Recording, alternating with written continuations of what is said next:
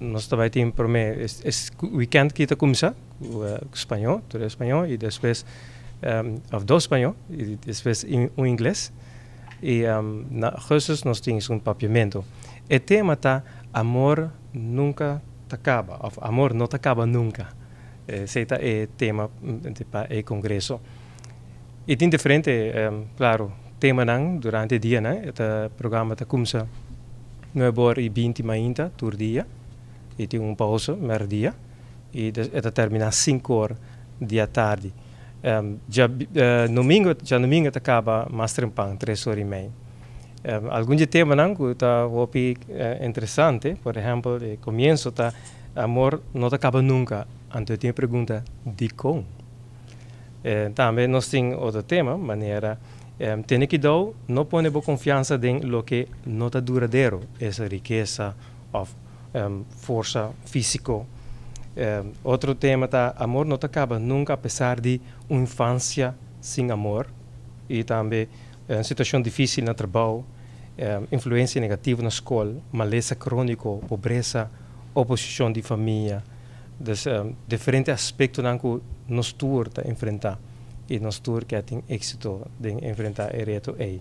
E además também tem a parte de Bierna, tem a criação de revelar Jehová su amor, que vem com Deus mostra su amor via sua criação, o que nós mira. Já sabe, tem a parte principal, já sabe, mas nós temos o bautismo, então é grande, chiquito, que quer dedicar na mesa, a dedicação pública, não por bautizar, no momento aí não está qualificado, não está qualificado para bautizar. Então, esse é algo interessante para mirar quantas pessoas estão interessadas em isso aqui. Porque rond o mundo, o congresso aqui está agora em diferentes idiomas. E rond o mundo também, já sabe, tem oportunidade para bautizar. À tarde, tem a parte de seguir demonstrar amor dentro da família. Você visa estima boa esposa. E também estima boa esposo, estima boa união. Tá algo que a família mistério diz.